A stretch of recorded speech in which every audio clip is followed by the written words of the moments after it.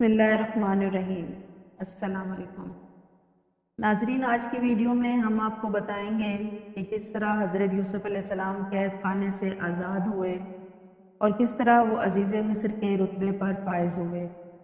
اس کے علاوہ مصر میں پیدا ہونے والے قحط کی صورتحال اور اس سے بڑھ کر حضرت یوسف علیہ السلام کی تدابیر کے بارے میں بھی بیان کریں گے۔ جس دن حضرت یوسف علیہ السلام کو قید خانے میں لے جایا گیا، اسی دن بادشاہ کے دو نوجوان درباری قید میں ڈالے گئے۔ ان میں سے ایک بادشاہ کا ساتھی اور دوسرا باورچی تھا۔ ان پر یہ الزام تھا کہ وہ بادشاہ کو زہر دے دینا چاہتے تھے۔ دوسرے دن وہ قیدی ساتھی حضرت یوسف علیہ السلام کے پاس آیا اور کہنے لگا کہ میں نے خواب میں دیکھا ہے کہ میں بادشاہ کے لیے انگور کا رس نچوڑ رہا ہوں۔ اور پھر اس کے ساتھی نے کہا کہ میں نے بھی خواب میں دیکھا ہے کہ میں نے کچھ روٹیاں سر پر اٹھا رکھی ہیں اور پرندے ان کو نوچ نوچ کر کھا رہے ہیں۔ تب انہوں نے حضرت یوسف علیہ السلام سے اپنے اپنے خواب کی تعبیر پوچھی اور کہا، ہمیں نیک آدمی نظر آتے ہو اور تمہارے چہرے پر بزرگی کے آثار نمایاں ہیں۔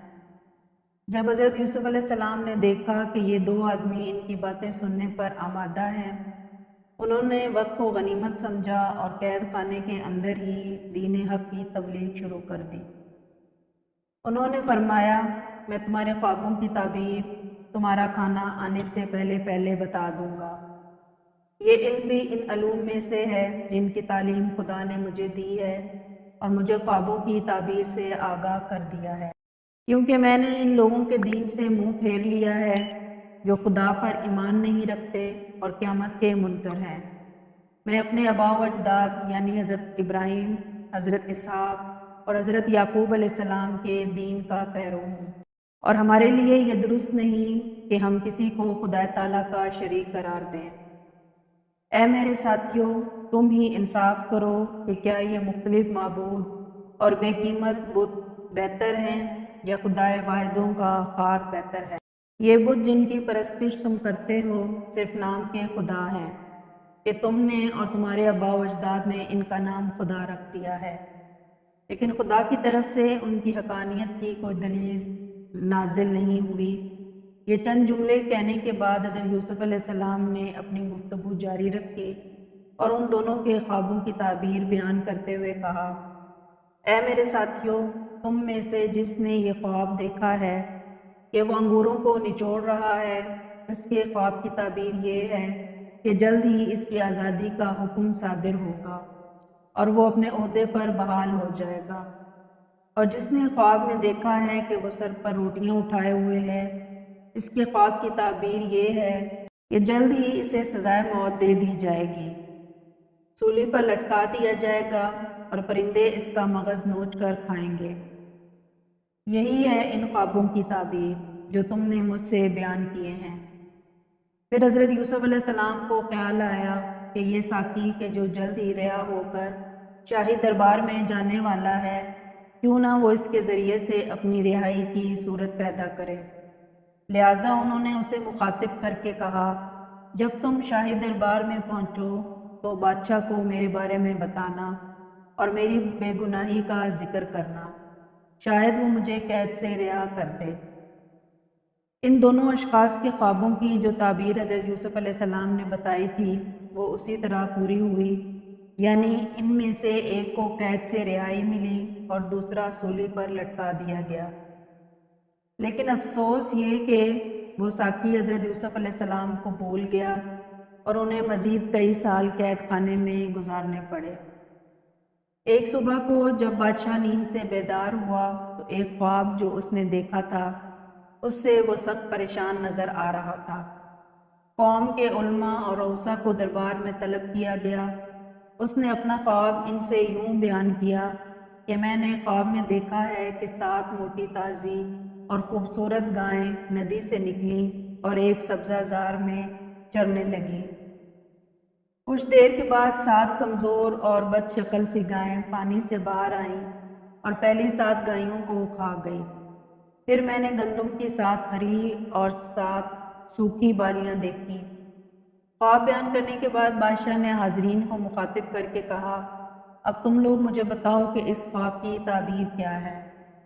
علماء نے بہت غور و غوض کیا، لیکن انہوں نے خود کو اس خواب کی تعبیر سے عاجز پایا اور کہنے لگے جو کچھ آپ نے دیکھا ہے وہ آپ کی دماغی پریشانی کا نتیجہ ہے، اور ہم اس جسم کے خوابوں کی تعبیر نہیں جانتے۔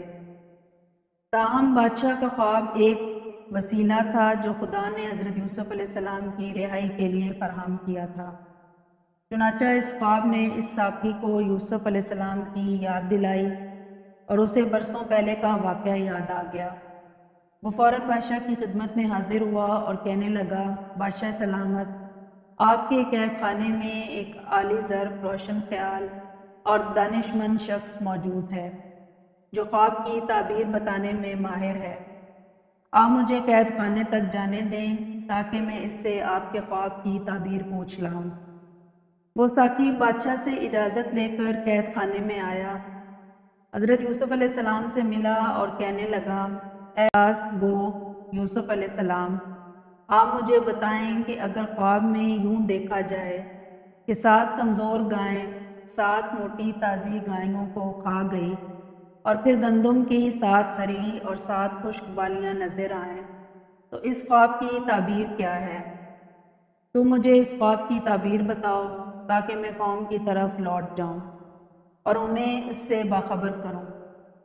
حضرت یوسف علیہ السلام خدا کے ایک برگزیدہ پیغمبر تھے اور انہیں لوگوں کے دین اور دنیا کے معاملات کی اصلاح کے لیے بھیجا گیا تھا۔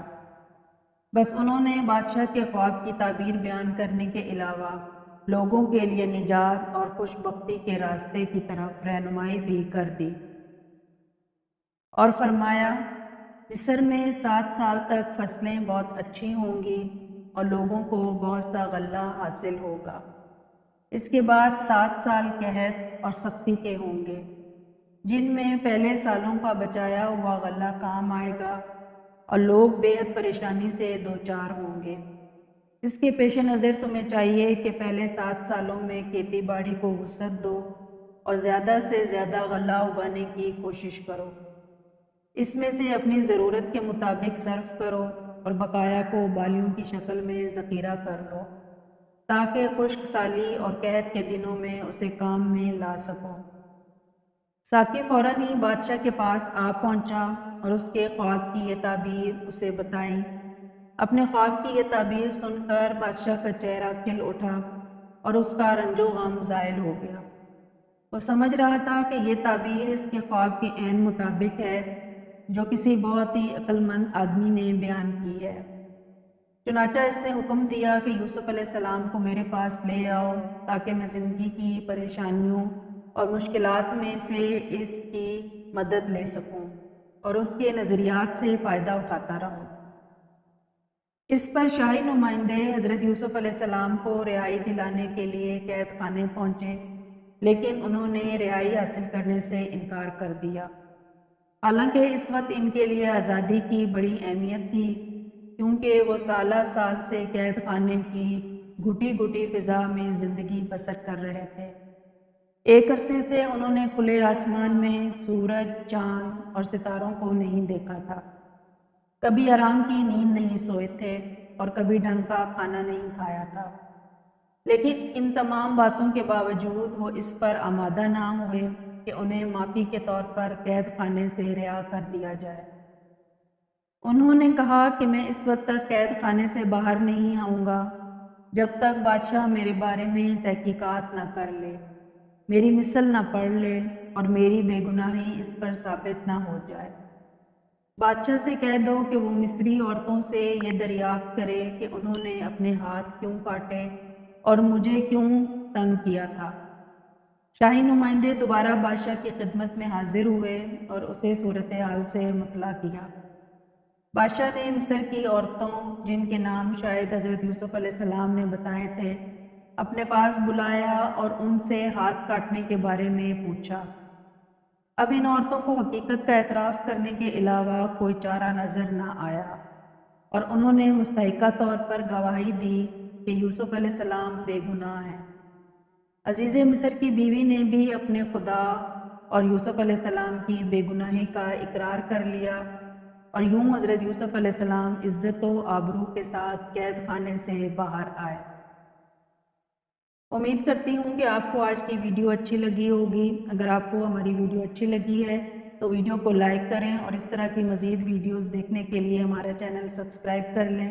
ملتے ہیں نیکسٹ ویڈیو میں، اجازت دیجیے، اللہ حافظ۔